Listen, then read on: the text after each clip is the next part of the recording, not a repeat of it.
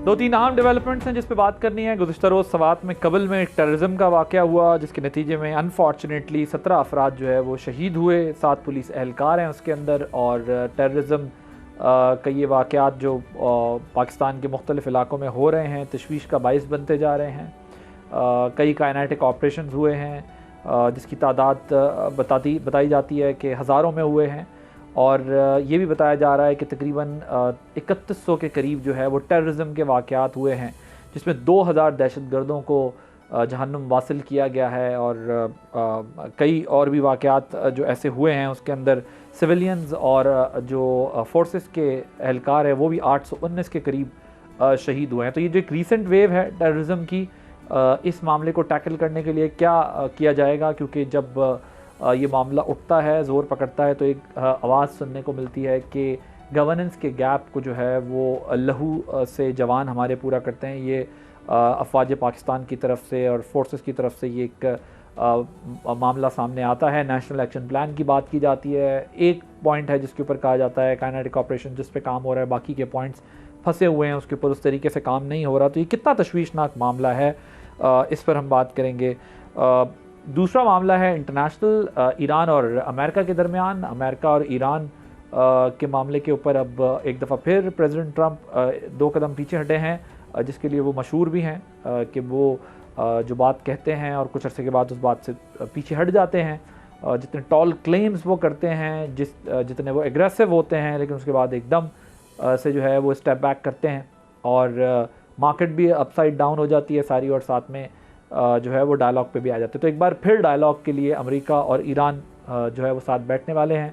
Islamabad MOU के लिए discussions जो है वो चल रही हैं, अब दोबारा से जो है वो डायलॉग के लिए बैठने जा रहे हैं। ज़ाहिर है अमेरिका के अंदर भी अनपॉपुलर वॉर है, इस अनपॉपुलर वॉर के ऊपर बहुत ज़्यादा क्रिटिसिज्म भी हो रहा है और मिड टर्म होगा, अमेरिकन प्रेसिडेंट के लिए भी चैलेंज है।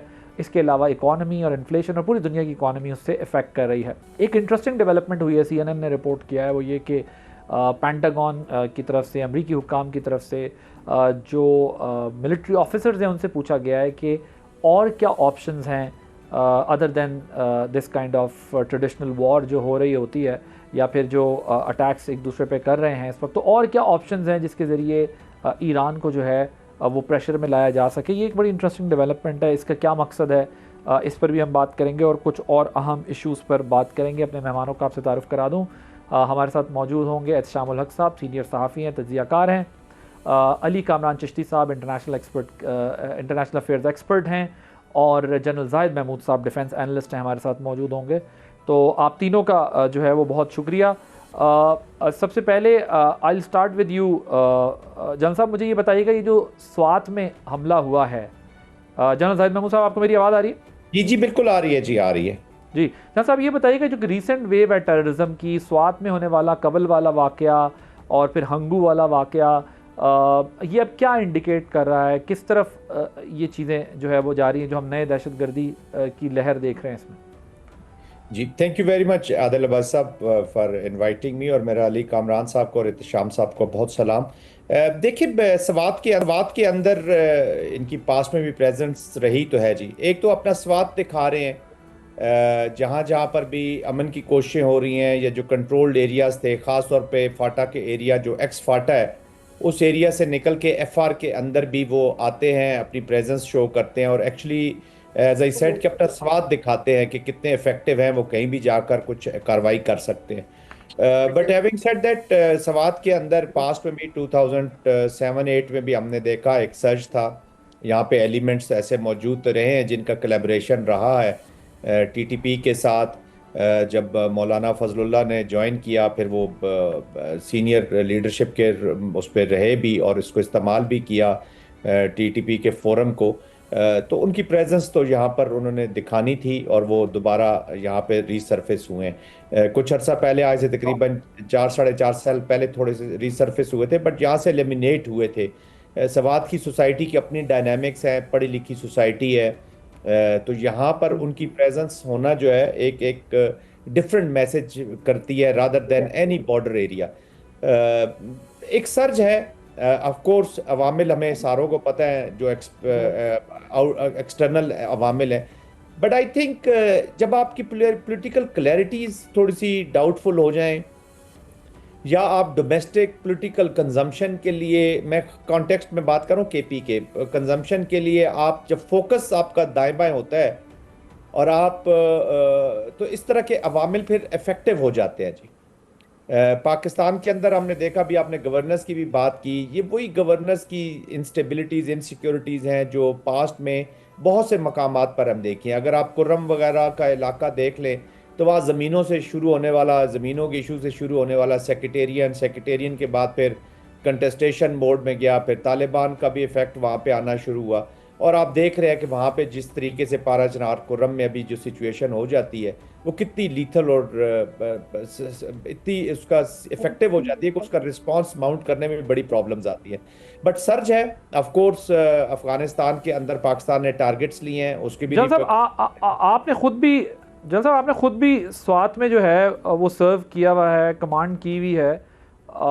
ये जो रीसर्फेस की बात है या रीऑर्गेनाइज होने की बात है, इसको आप किस तरह देखते हैं? क्योंकि हम हर थोड़ी देर से बात देखते हैं कि स्वात के अंदर ये रीऑर्गेनाइज, क्या उसकी जियो स्ट्रेटेजिक पोजिशन ऐसी है, या एक तो आप पॉलिटिकल एलिमेंट, ये एक एस्पेक्ट है जिसमें हम मज़ीद अभी बात करेंगे, लेकिन किस तरह वहाँ पर दोबारा से रीऑर्गेनाइज होते हैं, इसकी क्या जो है वो रीज़न है?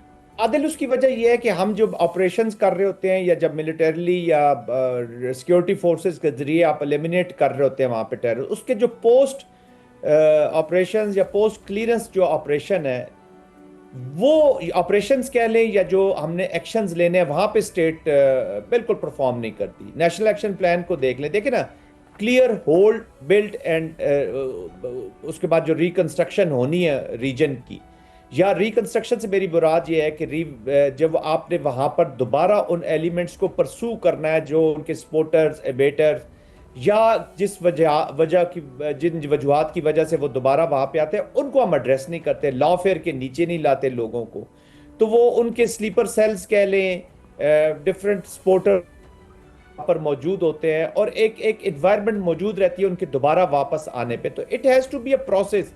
ये नहीं हो सकता कि आपने ऑपरेशन किया, आज एक आपने गांव क्लियर कर लिया या एक टाउन क्लियर कर लिया और उसके बाद वहां पे सारे अवामिल खत्म हो जाएंगे। No, it is not like that. वो सोच वहीं पर मौजूद होती है, वो जो लोग एफिलिएटेड होते हैं कुछ गलती से भूले भटके होके, आप कह रहे हैं कि जो रिकंस्ट्रक्शन का जो ओके आप कह रहे हैं जो रिकंस्ट्रक्शन का प्रोसेस है, या जिस तरह सिविलियन इंस्टीट्यूशंस को स्ट्रेंथन करना चाहिए, वहाँ पर जाकर जो गैप्स क्रिएट होते हैं ऑपरेशन के बाद या एक्शन के बाद, सो वो उस तरीके से अपनी सक्सेसफुल तरीके से सिविलियन इंस्टीट्यूशंस नहीं कर पा रहे होते, तो एक स्पेस फिर क्रिएट हो जाती है। शाम साहब, ये DGISPR ने भी बात की थी, उन्होंने भी कहा कि काइनेटिक ऑपरेशंस तो बेतहाशा हो रहे हैं, नेशनल एक्शन प्लान के एक ही पॉइंट पर काम हो रहा है, बाकियों पर काम नहीं हो रहा, आगे फंस जाते। अब ये भी जनरल साहब बात कर रहे हैं, हमने देखा था ANP ने जो है वो बड़ी क्लैरिटी के साथ इनके अगेंस्ट एक पोजीशन ली थी और फाइट हुई थी, लेकिन जो उनके ओपोनेंट्स हैं, जो उनकी अपोजिशन है शाम साहब, वो ये कहते हैं कि भाई ये वॉर कभी भी ना होनी चाहिए थी और इसके नतीजे वो एक कन्फ्यूजन क्रिएट हो जाती है।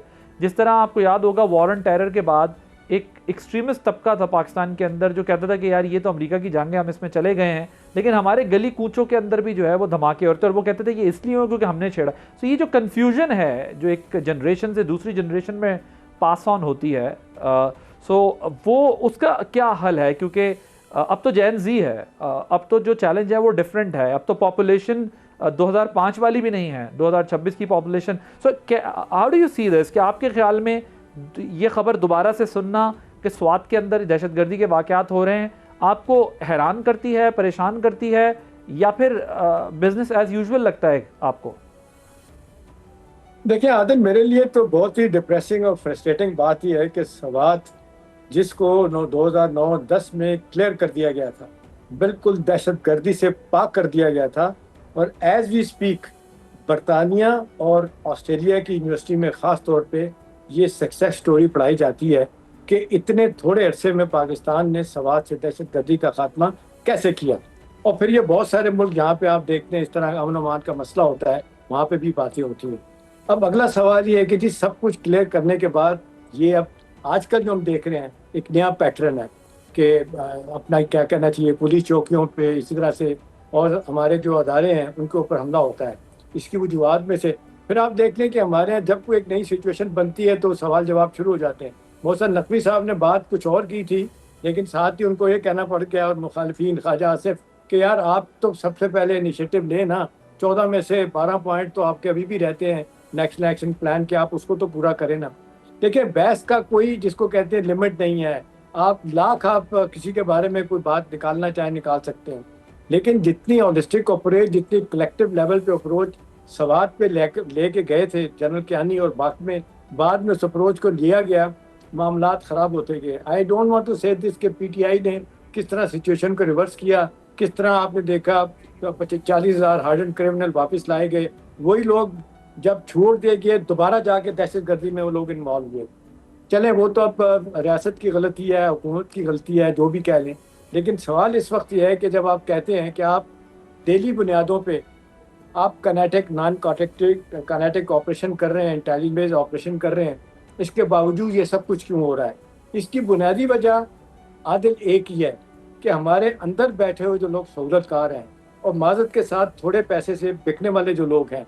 अभी देखें हिंदुस्तान का मेजर ओपनली आके वीडियो दिखाता है, वो कहता है कि फला आदमी को मैंने सियालकोट में इतने पैसे दिए, लाहौर में 40,000 दिए, फलाने को 46,000 रुपये दिए और कहा कि ये बंदा मार दो, उसने बंदे मार दिए। अभी एक हुकूमत की जो है सबसे बड़ा मसला यही है कि आप ये जो लोग सहूलतकारी कर रहे हैं, अभी आपने देखा जब आपको 3-4 महीने पहले अब आपकी कचहरी में इस्लामाबाद की हमला हुआ था, किस तरीके से अफगानिस्तान से बंदा आया, पेशावर आया, इस्लामाबाद के किस घर में रहा, किसने सहूलतकारी की, कौन उसको मोटरसाइकिल पे वहाँ पे छोड़ के आया कचहरी में। ये वो सारी चीजें डिमांड करती हैं कि हमें कहीं ना कहीं दो चीजें हैं एहतशाम साहब जिसकी तरफ आप इशारा कर रहे हैं, दो पॉइंट्स हैं जिसकी तरफ आप इंडिकेट कर रहे हैं। पहला ये है कि इनकंसिस्टेंट पॉलिसीज़, कंटिन्यूटी नहीं है पॉलिसीज़ की भी, जिसकी एक वजह ये है। लेकिन दूसरी वजह जो है वो आप ये कह रहे हैं कि लोग बहुत कम पैसों के ऊपर फैसिलिटेशन करते हैं, तो इसका मतलब वो इकोनॉमिक एलिमेंट है जो माशी मामला है। ये जाहिर सी बात है कि एक बहुत ही अहम मसला है, इकोनॉमिक फैक्टर भी इम्पोर्टेंट है और दूसरा जो है वो इनकंसिस्टेंसी है। देखिए आदिल, वो जो इस वक्त केपी की गवर्नमेंट है ना, विदाउट बीइंग बायस, अगर ये कहा जाए कि जिस तरीके से उन्होंने अब आके उन्होंने ओपनली जिसको कहते हैं मजम्मत करना शुरू की, अब थोड़ा सा पहले अब उन्होंने जनाजे उठाने शुरू किए, वरना तो कहते थे हमारी जंग ही नहीं है भाई, ये क्यों लोग लड़ रहे हैं, हमारे लोगों को मारा जा रहा है। इसका पाकिस्तान की जिसको कहते हैं रियासत को, पाकिस्तान के दहशतगर्दी के खिलाफ मुकालमे को जितना नुकसान पहुंचा है कभी नहीं पहुंचा।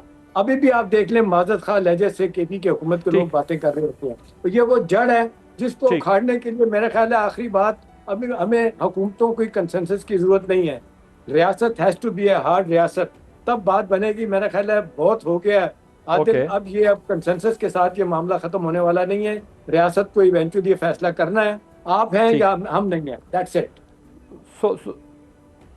So no consensus required, only action. ठीक है, fair enough. अली चिश्ती साहब, ये जो गवर्नेंस के गैप्स पे बात हो रही है पाकिस्तान में, we are paying a very heavy price of it. Jan साहब ने कहा कि जन साहब तो खुद भी सर्व कर चुके हैं इस बात में, जन साहब ने कहा कि जी ऑपरेशंस हो रहे हैं, करते हैं, उसके बाद जो पॉलिटिकल लीडरशिप है उसको जो रिप्लेस करना होता है, इंस्टीट्यूशंस को बनाना होता है, डिलीवर करना होता है, वो करते नहीं है और दोबारा वो रीऑर्गेनाइज हो जाते हैं। एहतशाम साहब का ये ख्याल है कि ज़ाहिर इनकन्सिस्टेंसी भी है, इकोनॉमिक फैक्टर भी है, बट अब प्रॉब्लम यह है कि कंसेंसस बहुत हो गया, अब एक्शन होना चाहिए। आप कैसे देख रहे हैं ये जो गवर्नेंस के गैप थे किस तरह ख़त्म होंगे? क्या वाकई सिस्टम को रीसेट करके इस मसले से निकलना पड़ेगा या कोई और ऑप्शन भी मौजूद है? Go ahead. जी thank you. I think I agree with both general साहब एंड एहतशाम साहब, उन्होंने ऑफ कोर्स बिल्कुल सही कहा। एक्चुअली देयर इज सबसे इम्पोर्टेंट है जो political will of the KP government थी, वो जो है वो है ही नहीं। सेकेंडली जो है कि आप अब जो फौज ने जब हैंड ओवर किया, एहतशाम साहब ने कहा you know it's probably one of the best counter insurgency जो हमने जंग लड़ी या लड़ी, उसके बाद जब हैंड ओवर किया तो जी 18वीं अमेंडमेंट भी आ चुकी थी। किसका काम था पुलिस की कैपेसिटी बढ़ाना, किसका काम था काउंटर टेररिज्म डिपार्टमेंट CTDs को सही करना, किसका काम था लोकल इंटेलिजेंस डेवलप करना, वो तो हमने देखा कोई है ही नहीं। बल्कि हमें कल पता चला कि जो उनके जो चीफ मिनिस्टर है उन्होंने अनबैन कर दिया अमोनियम नाइट्रेट कोर्स, जो कि एक बहुत ही केमिकल मवाद है जो आईडीज में यूज हो सकता है या किसी बॉम्बिंग में यूज हो सकता है, that will be readily available. तो that is the political will of the KP government Pakistan में। और उसका जो दूसरा जो एलिमेंट है, ऑफ कोर्स, वो DGISPR ने बता दिया कि 28 जो सुसाइड बॉम्बिंग हुई सब ओरिजिनेट हुई अफगानिस्तान से, और आउट ऑफ अबाउट कोई 21 उसमें जो थे डायरेक्ट अफगान नेशनल्स थे। तो पाकिस्तान के जो टेररिज्म है, जो कि 2 प्रोविंसेस में है, जो 97.8% पाकिस्तान में जो टेररिज्म है वो केपी में और बलूचिस्तान में, और अबाउट कोई 54% जो है वो केपी में ओरिजिनेट होती है, वो भी साउथ केपी में। उसका जो ओरिजिन है वो अफगानिस्तान है। तो कोर्स आई थिंक पाकिस्तान जो है वो इंटरनल रिफॉर्म्स बहुत जरूरी है, इंटरनल गैप्स का आपके, जिसमें लोकल बॉडीज रिफॉर्म आ गई, लोकल एम्पावरमेंट, 28 अमेंडमेंट आप जल्दी देखेंगे, कोई चाहे या ना चाहे। लेकिन अफगानिस्तान में जो एक्शन है वो ड्यू है जी। कितना जल्दी देखेंगे चिश्ती साहब? बहुत जल्दी देखेंगे ना। और अपना उसमें जो है आपने बड़ा मुस्कुरा के कहा होगा यकीनन ये जुमला। जी, I was smiling when you said it. और उसमें जो है ना एक और एलिमेंट भी आया था कि नेशनल पुलिस को जो है वो नेशनलाइज किया जाए कि अंडर इस्लामाबाद। तो देखिए प्रोविंसेस हैज फेल्ड जी, और वो फेडरल भी कितना जो है वो काम कर पाएगा। तो फेडरल जो है वो अंडर प्रेशर है, मिलिट्री ओवरस्ट्रेच्ड है, उसकी बैंडविड्थ कितनी है। Eventually it is the civilian of course setup which has to take care of it and which has failed at least in the KP. आप देखते हैं बलूचिस्तान में जैसे भी हमारा मामलात हैं, क्लैरिटी बिल्कुल ऐसा। So you think state has decided to take action? You think state has decided to take action without any consensus? Do you agree with Ehtisham साहब? Or there is a consensus. There is a consensus. और कुछ अगर आप नहीं देखें, basic consensus तो सब जगह पे आ चुका है। इंटरनल रिफॉर्म्स होने जा रहे हैं, और अफगानिस्तान पे भी मैं आपको बता दूं, of course Pakistan is ready to take on Afghan inside Afghanistan जो मेजर टारगेट्स हैं, ऑफ कोर्स आई थिंक। और आप इसमें देखेंगे बागों की भी बात हो रही है। डिस्कशन हमारी जारी है, एक ब्रेक लेंगे, ब्रेक के बाद कुछ और अहम पॉइंट सामने रखेंगे आफ्टर दिस ब्रेक।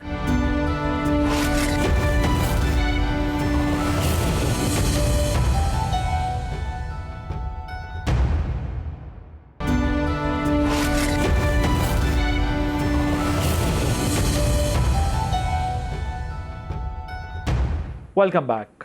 जान साहब, ये जो यूनाइटेड फ्रंट ने तालिबान के अगेंस्ट एक नया फ्रंट खोल दिया है, ये क्या सिचुएशन होगी? आप how do you analyse this?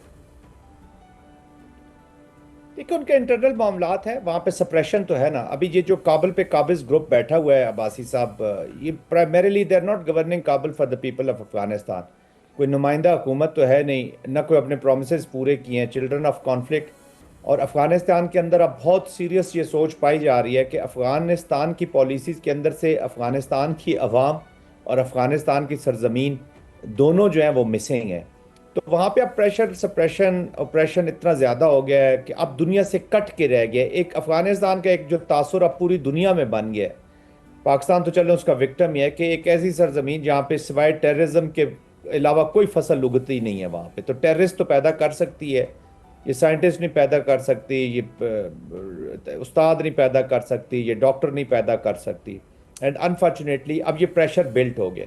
देखिए, अफगानिस्तान नेशनल आर्मी एक रेज की गई थी, उसको एक पर्पस देने की कोशिश की गई। वो तो वैसे तो मैं 20 ईयर्स की इंटरनेशनल इस्टेब्लिशमेंट कह लें या इंटरनेशनल कम्युनिटी का फेलियर कह लें कि 20 साल की एप्लीकेशन में भी वो ऑर्डर नहीं ला सके अफगानिस्तान। फिर जब हम पास्ट में देखते हैं तो ऑल अलॉन्ग सिवाय मेरे ख्याल में दाऊद साहब का जो टाइम था उसमें उन्होंने थोड़ा सा इसको गवर्न करने के लिए बेहतर इकदाम एक एज अ स्टेट के तौर पे करने की कोशिश की। बाकी तो सब अपनी पावर को स्ट्रेंथन करते रहे, उसी के इर्द गिर्द घूमते रहे। कल्चर है और वहीं से अंदर से ही रेजिस्टेंस पैदा होती है। ये पहली दफ़ा है कि इनकी जंग जो है वो बाहर, जब इनके ऊपर इन्वेडर्स नहीं थे या बाहर से लोग नहीं आए हुए थे, तो ये अभी पाकिस्तान के साथ इन्होंने टेररिज्म और इसको अपनाया। लेकिन एक नेचर है, वहाँ से आवाज़ ने उठना था, वो उठी है। अभी तो बदख्शां में और इस रीजन में ये लोग इस्टेब्लिश हो रहे हैं, but they have the capacity and capability के इसको लार्जर। लेकिन जन साहब, ये आपने जो नेशनल आर्मी का जिक्र किया है, जन साहब, ये 3 लाख की फौज अमरीकियों ने खड़ी करके दी थी, $140 बिलियन खर्च किया उन्हें। और जिस वक्त तालिबान एंटर हुए हैं काबुल में, 90% लोग जो है ना ये भाग गए वहाँ से। अब पूछे इनकी कमिटमेंट कहाँ थी? पैसा इनको दिया गया, ट्रेनिंग इनको दी गई, असला बेहतरीन दिया गया, लेकिन आप देख लें एक दिन के लिए भी काबुल में नहीं खड़े हुए ये।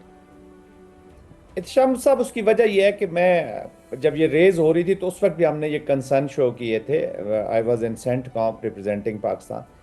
फौजें एकदम एक ऑर्डर से या गवर्नमेंट के ऑर्डर से इस्टेब्लिश नहीं हो जाती जी। फौजें बनती हैं कल्चर से, फौजें बनती हैं एक नेशनल पर्पस के बाद, और it takes time professional militaries को इस्टेब्लिश करना। ये नहीं हो सकता कि आज आप एक फौज खड़ी कर दिया, आपने बता दिया जी आप ब्रिगेडियर हैं, आप जनरल हैं, आप सार्जेंट हैं, आप सिपाही हैं इस फौज के।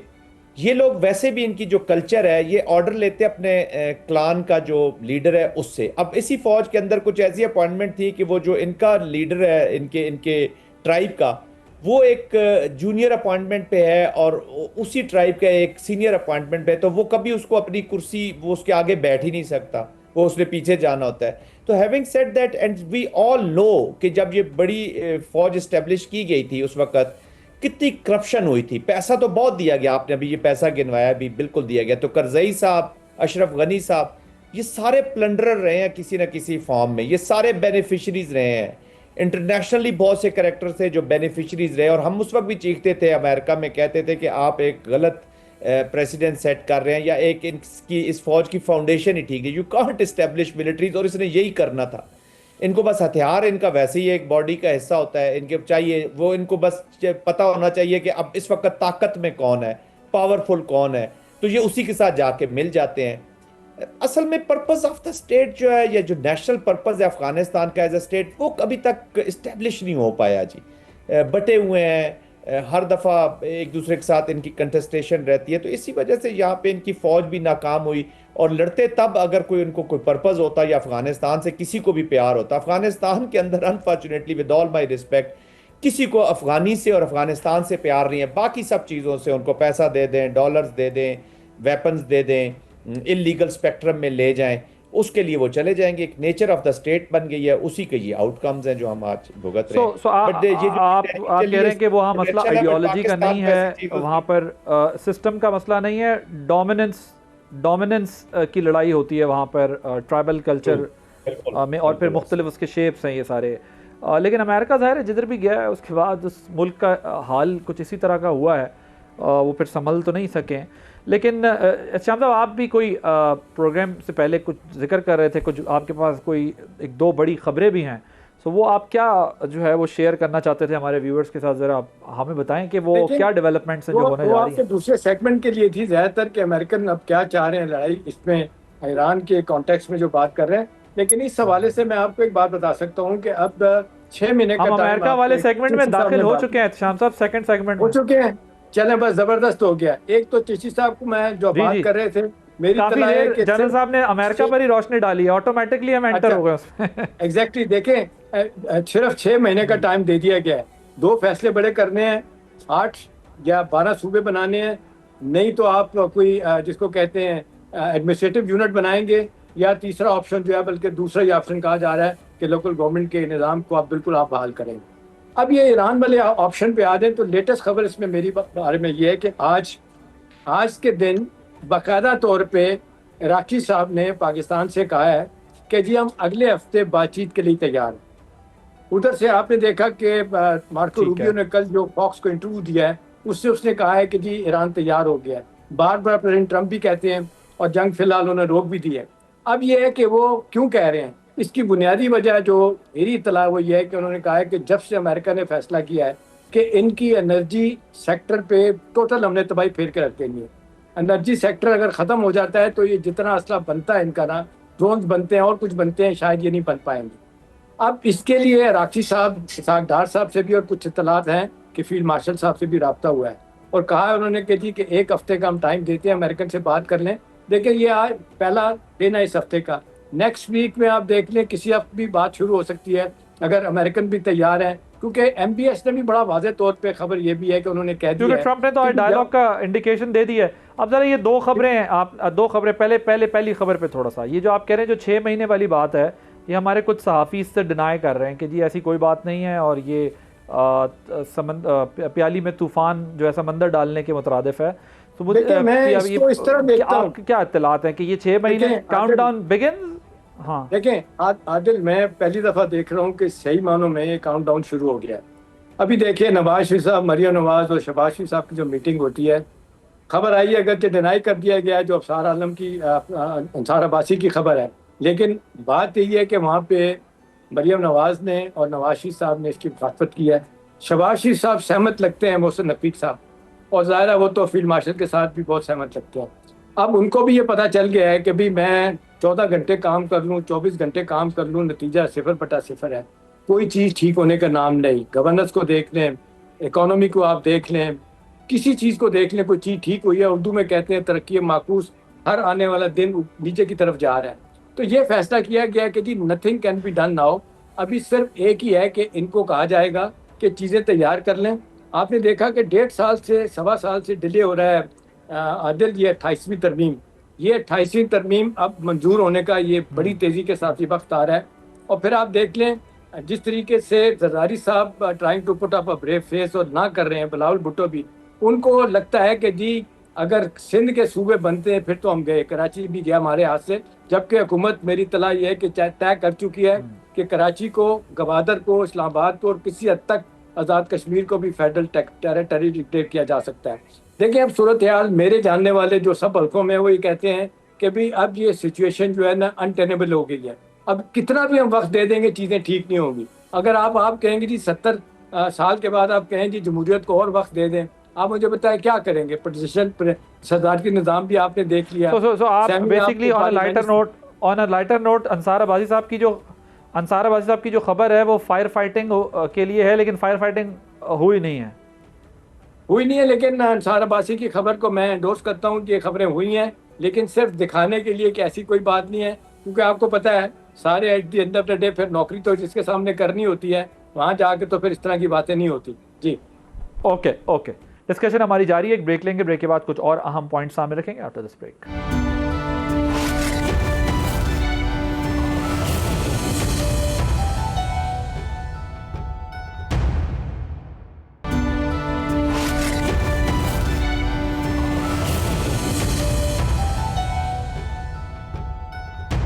Welcome back.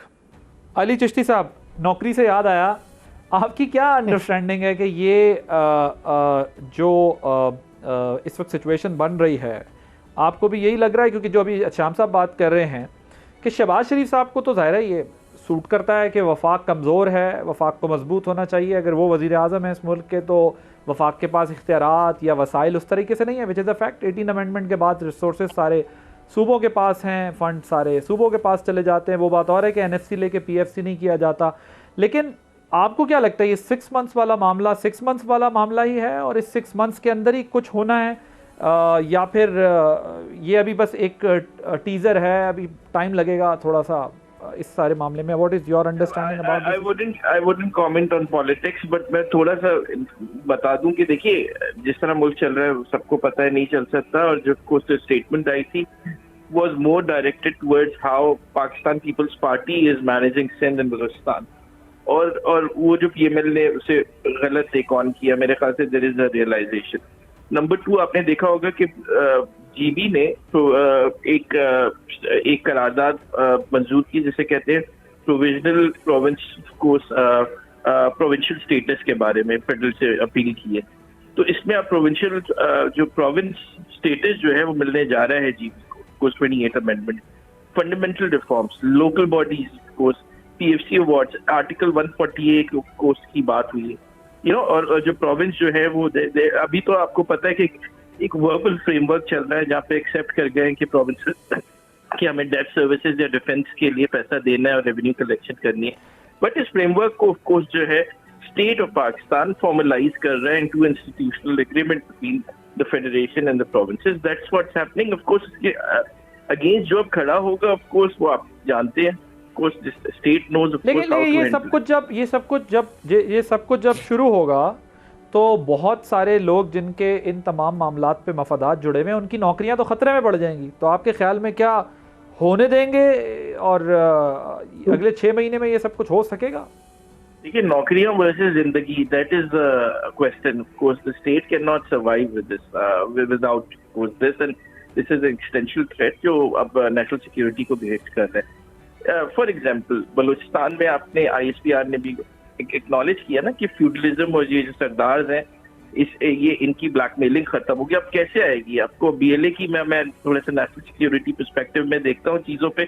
BLA की जो रिक्रूटमेंट है, चले वो रॉ कर रहा है या दूसरी इंटेलिजेंस एजेंसीज कर रही है, कौन है नए लड़के? तो सब लोअर मिडिल क्लास BSO से उठाए हुए लड़के एक्सप्लॉइट हो रहे हैं। अब वो जो पंजाब से वापस पढ़ के बलूचिस्तान आता है तो वो सरदार के नीचे होता है। जब आपके पास लोकल गवर्नमेंट होगी और एम्पावर्ड होगी, यानी कि खुजदार डायरेक्ट फंड मिलेगा तो लोग एम्पावर होंगे और वहीं पे डेवलपमेंट होगी लोकल सतह चिश्ती साहब, इस पे एक कंसर्न का इजहार चिश्ती साहब जो किया जा रहा है ना, जो आदिल पूछ रहे हैं बार बार, ये 6 महीने की बात, एक कंसर्न का इजहार जरूर किया जा रहा है। मेरी इत्तला ये है कि भाई इस सारे मामले को अगर हमने अमली जामा पहनाना है, चाहे नए सूबे बनाने हैं, चाहे लोकल गवर्नमेंट 2002 का ऑर्डर को वापस लेके आना है, उसको कौन ठीक करेगा?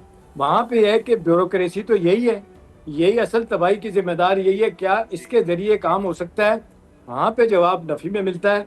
वहाँ पे कहा जाता है कि जी इसके लिए फिर आप यही है कि जिस तरीके से भुट्टो साहब ने तरीका अडॉप्ट किया था कि जो बाहर से लोगों को लेके आए थे MP1 MP2 दे के लेटर एंट्रेंट, कहा जा रहा है कि हंगामी बुनियादों पे बड़ी चीदा जगहों पे ऐसे लोगों को लाया जाए जिनकी कमिटमेंट भी हो और जो बैठ के फैसले करें, उन पे अमल दरामद भी करा दिखा सके। ये एक इशू है जिसको समझने की जरूरत है कि उसको हुकूमत कैसे ओवरकम करेगी। क्या इसी ब्यूरोक्रेसी के जरिए होगा? बाहर से लोग आएंगे और कितनी तेजी के साथ हुकूमत चाहती है? और आखिरी बात इसमें यह है कि मैं आपको बता सकता हूँ, चाइना, सऊदी अरब और तुर्की ने ख़ास तौर पे पाकिस्तान को ये कहा है कि पाकिस्तान की सफारती सतह पे बहुत कामयाबी हैं, लेकिन पाकिस्तान के इंटरनल इश्यूज फिक्स होने की ज़रूरत है। उसके लिए हमें आप जो कहें कि हम करने के लिए तैयार हैं। अब देखें, आपके बाहर के दोस्त भी आदिल अगर बातें कर रहे हैं कि खुदा ना खास्ता अगर आपका वजीर खड़े होकर कहता है कि सोसाइटी कोलैप्स कर गई है, अब कोई चीज़ रह नहीं गई ठीक होने के लिए, गला सड़ा निज़ाम है, तो ज़ाहिर है बाहर वाले तो बातें करेंगे। जी जी, जनरल साहब आपकी क्या अंडरस्टैंडिंग है सारे सब्जेक्ट? देखिए जी, पाकिस्तान को रीवैम्प की ज़रूरत तो है। पाकिस्तान के जो इकोनॉमिक स्पेसेस और सिक्योरिटी के जो हालात हैं और हमारी जितनी इंस्टेबिलिटीज और इनसिक्योरिटीज पाकिस्तान के अंदर है। Sir sorry for interruption, revamp या रीसेट? रीसेट कर लें, रीवैम्प कर लें। बेसिकली तो स्टेट को आपने चलाना है ना, फंक्शनल मोड में रखना है इन अ वे कि आप अपने सिक्योरिटी और इकोनॉमिक कंसर्न्स को एड्रेस कर सकें। मैं जो बात कर रहा हूँ कि जितनी भी इनसिक्योरिटीज़ और इंस्टेबिलिटीज़ हैं, पहले भी मैंने इसका जिक्र किया, ये मोस्टली ये जो कॉरिडोर ऑफ बैड गवर्नेंस है वहीं से जन्म ले रही हैं। अभी आप बलूचिस्तान का ले लें, 2002 से 2008 तक 400 अरब रुपया दिया गया मुशर्रफ साहब के टाइम में इसी बलूचिस्तान के अंदर।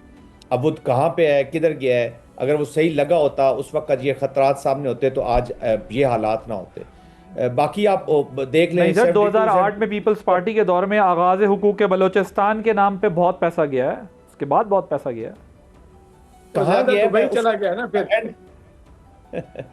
तो वो मैं यही कह रहा हूँ कि आदिल कहाँ पे गया है ना, वो जहाँ पे गया है वहां से तो अभी ला के अवाम तक पहुंचाना है ना। आपने देखें पर कैपिटा, आप अगर इंडिविजुअल्स का देख ले तो मेरे ख्याल में पंजाब में सेकंड लास्ट 42-43,000 पर हेड बनता है। जनरल साहब, ये ऑफिशियल यूएई गवर्नमेंट का फिगर है कि पाकिस्तानियों का $22 बिलियन यहाँ पे यूएई में इन्वेस्ट हुआ है। आप मुझे बताएं ये कौन लोग हैं, कौन से शराफी हैं? बस ये एहतशाम साहब, आपने जो एहतशाम साहब यही पॉइंट है जिस पे अब शो कंक्लूड करना पड़ेगा, क्योंकि जो ट्रेजेक्ट्री, क्रोनोलॉजी और जो हमने डॉट से डॉट कनेक्ट करने की कोशिश की, आपने उसको कंक्लूड कर दिया एंड में बिल्कुल कि यार वहाँ से चेक कर लें किसका कितना पड़ा हुआ है तो पता चल जाएगा कहाँ से ये पैसा कहाँ गया है। Thank you so much general Zahid Mahmood साहब, डिफेंस एनालिस्ट हैं, अली कामरान चिश्ती साहब इंटरनेशनल अफेयर्स एक्सपर्ट हैं, एहतशाम मलिक साहब सीनियर जर्नलिस्ट एनालिस्ट हैं। आप तीनों का बहुत नाज़रीन, आपने प्रोग्राम देखा। आदिल अब्बास से इजाज़त दीजिए, अल्लाह हाफ़िज़।